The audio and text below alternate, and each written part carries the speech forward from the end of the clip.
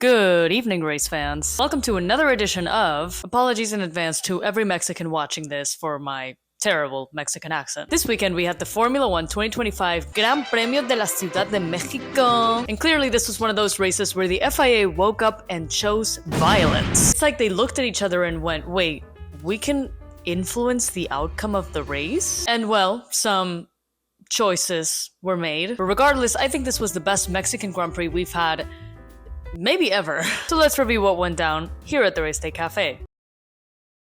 I think this is the first time in a while that we can actually say this was kind of a slow news week. It was revealed that a few months ago, the FIA was actually hacked, and they were able to steal some of Max Verstappen's personal documents, among other things. Thankfully for the Federation, it was a group of white hat hackers who just wanted to test how safe the FIA website was. And specifically, they got into the FIA driver categorization website, where they have all FIA-related drivers' personal information stored. And apparently it was like super easy, barely an inconvenience. If I had a nickel for every time that a place with supposedly really high security got broken into anyway and it was big news this week, I'd have 2 nickels. Which isn't a lot, but it's weird that it happened twice. Also, Oscar Piastri confirmed that Lando Norris's repercussions have been cleared, and now they have a clean slate again. So basically what I'm hearing is that Piastri has to contend with his team allegedly favoring Norris for 75 of the season, but then the minute he gets an advantage, it lasts exactly 1 Grand Prix. McLaren say something and actually commit to it challenge. Level impossible. In free practice, we had all of these rookies join, so that was pretty festive. The Red Bull, Mercedes, and Ferrari were all looking really good, but guess who was not looking good? Yeah, it was Oscar Piastri. Just kill me already. I feel like qualifying was more interesting for who was out rather than for who was in. Like Alex Albon out in Q1 and Fernando Alonso out in Q2 was kind of surprising. Also during Q2, Piastri said that he had some sort of PU issue, which is not what he needs right now. I'm really hoping that's the reason he finished P8 because yikes. But enough about Oscar, because Lando Norris puts in the most perfect pole lap that has ever been seen at Hermanos Rodriguez. Like, look at these times. Leclerc was 0.3 of a second behind. We knew Lando was fast, but this is just offensive at this point. Jesus Christ. Now let's discuss the race, which began exactly as it should, with the mariachi version of the F1 theme. The world may be a mess right now, but it's good to know that some things never change. The race start was absolute insanity, with Lando Norris actually beating the pole bottler allegations. Charles and Lewis get side by side, and then Max Verstappen gets double slipstream and joins the fiesta. But then Max goes off track because he has no room. And honestly, I don't know what Max thought was going to happen, putting 4 cars alongside each other. In the chaos of all that, Leclerc gets ahead of Lewis and Lando, but it turns out he actually did it by leaving the track, so he gives back the position to Lando. But then he conveniently forgets to give the position back to Lewis, and Ferrari conveniently forgets to tell Leclerc about it. So you can imagine I was really happy about that. Meanwhile, Oscar Piastri somehow drops down to P9 and has to find a way to get through Yuki Tsunoda. But forget about that, because we get to lap 6 and shit is going crazy again. Max and Lewis have this insane battle and we all start getting Vietnam flashbacks. Lewis pushes Max off the track when he didn't have the corner, but later they fight again and Lewis locks up and goes off the track also. Cuts through the grass and then gets behind Max again. And that causes Ollie Behrman to get behind Max Verstappen, and the little British bastard actually overtakes him. Genuinely rookie of the year behavior.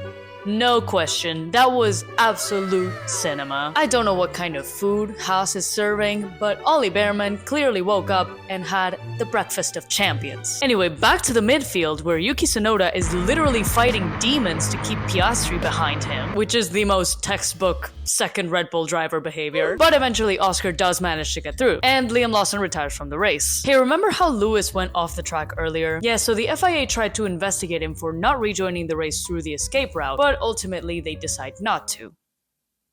So then they decide to investigate him for leaving the track and getting an advantage, and that's how they get him a 10-second penalty. Is it just me, or did the FIA, really want to penalize Lewis Hamilton today? And they'll say there's no racism in Formula 1. The first pit stops start trickling in, and the Williams mechanics give each other a really cute fist bump, for a 5-second pit stop. The simple joys of a midfield team, I guess. And Carlos Sainz gets a 5-second penalty for speeding in the pit lane. At this point, it's becoming pretty clear that the FIA did not come to play today. More pit stops start happening, and Piastri and Russell pit around the same time, but Russell still comes out ahead because Piastri has kind of a slow stop. Nico Hülkenberg retires the car due to a PU issue, and then Lando Norris goes to pit and obviously has a perfect pit stop. Hey McLaren, is your tire gun issue only with drivers who are not British, or... Oh, and of course, Alonso retires. Same shit as always. At this point, George Russell feels like he has more pace than his teammates, so he asks the team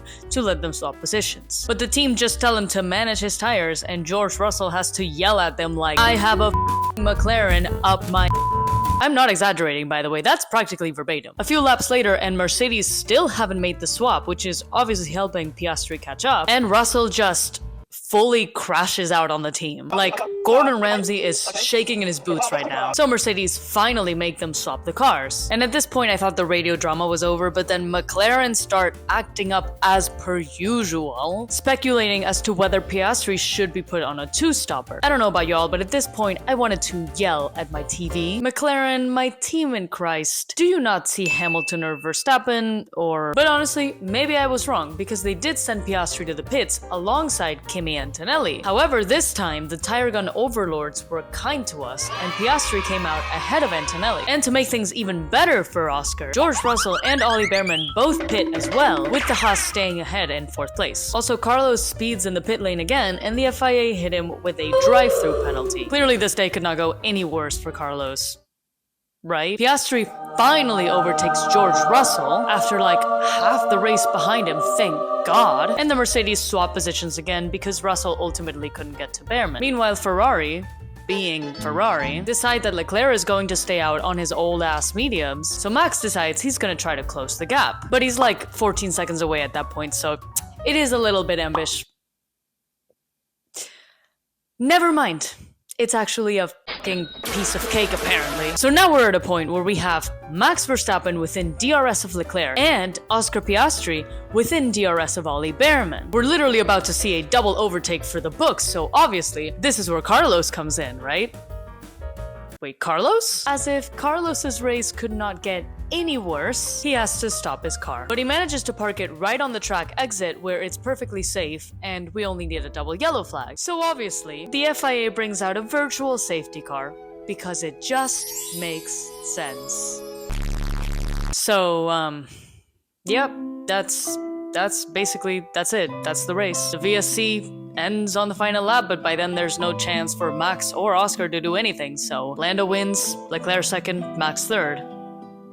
Yeah. Well, folks, it seems like the Louvre was not the only robbery we had this weekend. I could go on for a very long time about how this was utter bullshit, but I think it's not very productive to do that here. So I'm just going to mention that this race effectively makes Norris the current championship leader by 1 point, and he gets booed on the podium. But I think this has more to do with the fact that Mexican fans have trauma from 2023, so you know what? Understandable. Have a nice day. Alright.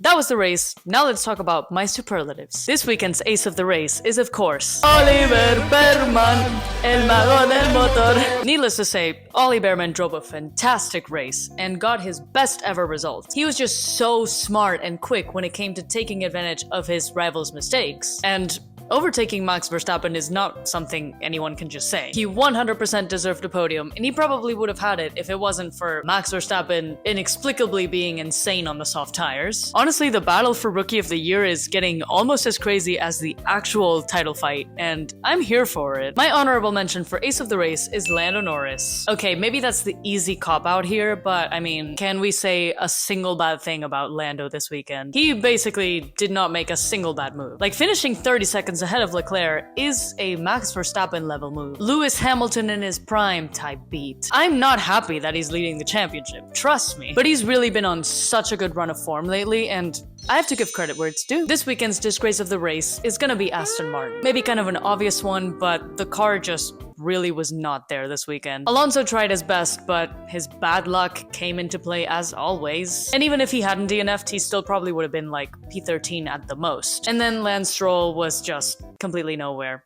as always. I just honestly can't wait for next year when Adrian Newey builds a friggin' rocket ship and Alonso wins his 3rd title. Just give it to me already, please. And my honorable mention for disgrace of the race is La Federación. In case you all missed it, Liam Lawson came extremely close of running over 2 marshals during lap 2, because the FIA somehow did not put out a single yellow flag at that moment. Even Liam said over the radio how extremely dangerous that was. And then to make things even worse, they absolutely robbed us with that VSC at the end. Like y'all, Sainz was literally already behind the barriers when the VSC came out. You cannot make this shit up. They robbed us of 2 absolutely epic battles at the end of the race just because. Don't get me wrong, of course, safety is super important and should always be the top priority in the sport, but in this case, it truly made no sense and it robbed us of the spectacle. And now the FOM will come out and say that Formula 1 is not fun anymore and we need a sprint every single weekend.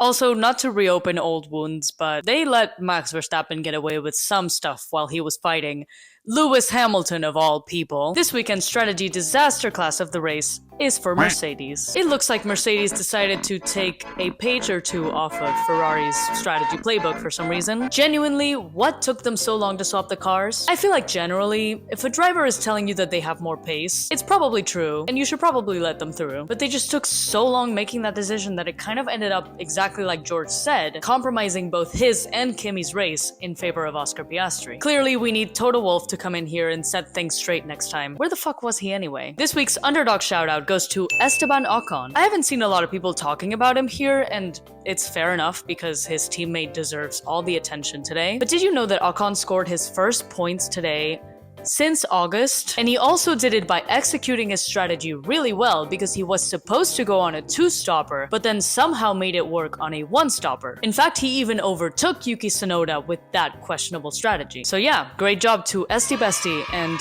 to Haas all around. My favorite team radio was probably GP telling Max that he should stay out and then immediately going, "So are we doing a 1-stop or a 2-stop, guys?" And then Max is like, "I can hear everything." Obviously, GP just pressed the wrong button, and Max was never supposed to hear that part, but I just thought it was kind of hilarious, like, okay, Red Bull turned into Ferrari for no reason, cool. I'm also going to award a Drama Queen crown to George Russell for the way he was going crazy, begging the team to let him swap places. Valid crash out, diva. The best moment of the weekend was, honestly, the race itself. I know this video was kind of mostly me just complaining about the race, but it was actually really good. I was having a great time watching it. Also, in my opinion, I thought Piastri was looking much better this weekend. I'm obviously not saying he's back to full form, duh, but I think he did a really decent job considering how awful his qualifying was and his general dog shit run of form lately. So I'm hopeful that maybe this means he's recovering from this flop era he's having. The worst moment of the weekend, besides that fuck-ass safety car, was probably Lando passing Oscar in the championship. I'm honestly starting to think that Lando might actually win this title. It low-key seems more likely than Max winning just because he's clearly so confident in the car right now. I may be delusional, but I do still have to question whether or not there might be something going on behind the scenes. But obviously I don't have any proof of anything, so good job to Lando for right now. All I'm saying is that if McLaren decide that now they're going to back their championship leader, I am personally gonna take a flight to Woking with a baseball bat. Overall, this race was supposed to be a 5 out of 5 stars, but that VSC was so upsetting that I think I have to knock it down to 4 stars. Despite that though, I think this was definitely the best race we've had in Mexico since, I don't know, maybe the one that Isaac Hadjar has on his helmet. Finally, let's look at my year-long prediction bingo, and as if this weekend could not get any worse for me, no Lando Grand Slam. Are you joking? I only have 4 more races to fill this out, so Lando, if you're going to keep winning races by 30 seconds like you did today, at least get the fastest lap, bro. But I want to know, what did you think of the Mexican Grand Prix? Let me know in the comments below. And I will see you all next weekend at the Brazilian Grand Prix, which I know is gonna be a fucking banger. Trust. Stay fueled and Viva Mexico way! I feel like I deserve to get canceled for that. I'm so sorry.